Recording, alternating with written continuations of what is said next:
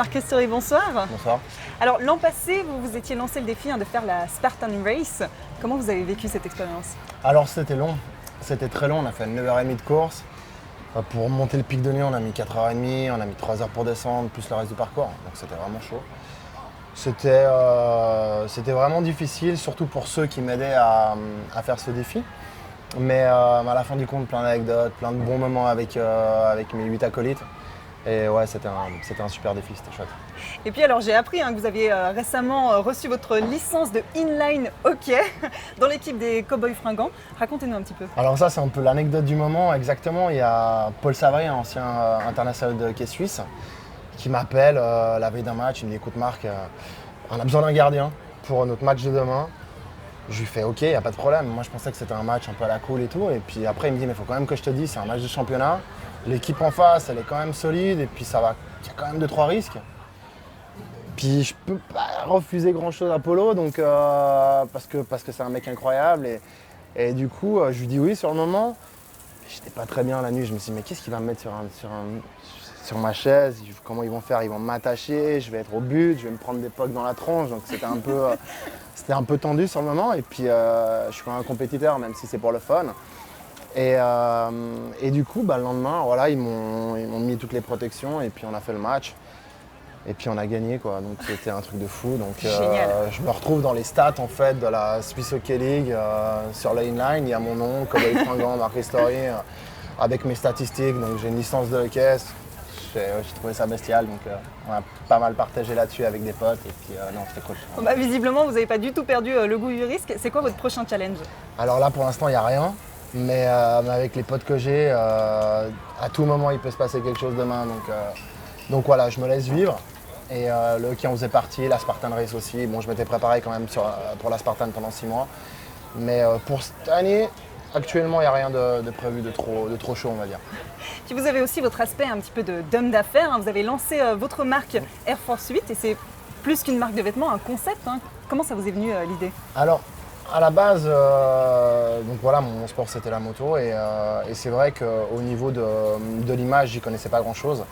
Et puis j'ai voulu monter Air Force 8 en parallèle en fait de mes études. J'ai repris des études de management, communication, marketing. Et puis je voulais aider les athlètes d'une certaine manière, surtout au niveau de l'image.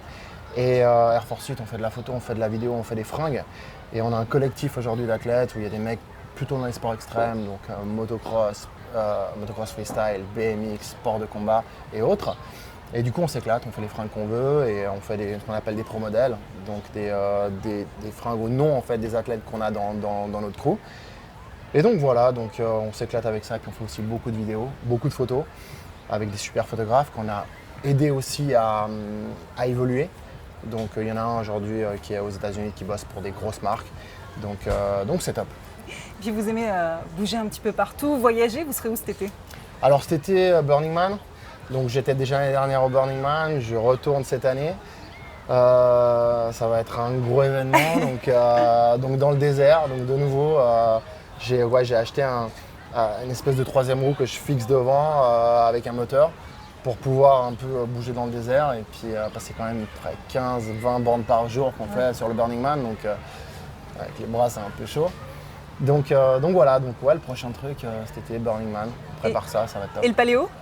Paléo aussi, paléo chaque année. Parce qu'on se souvient quand même d'une photo qui est genre juste incroyable, où vous êtes porté par la foule justement dans le public. Et c'était comment ce moment?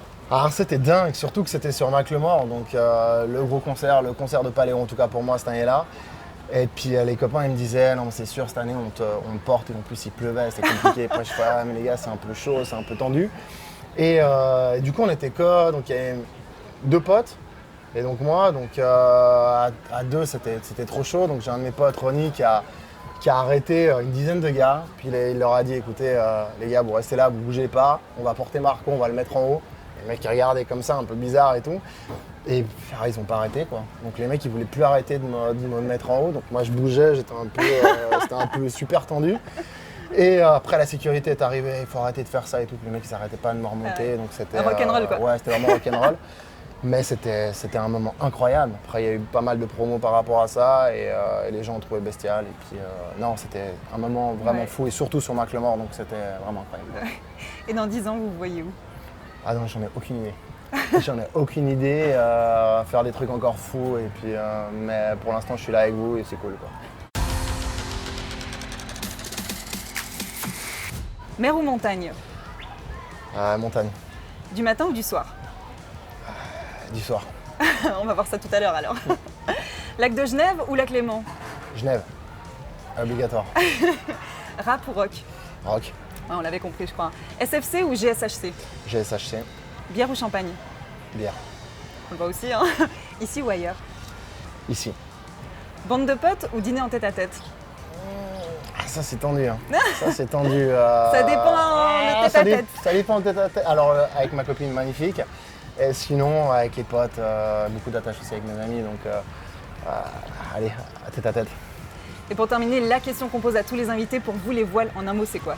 Des rencontres improbables. Merci Marc. Merci à vous.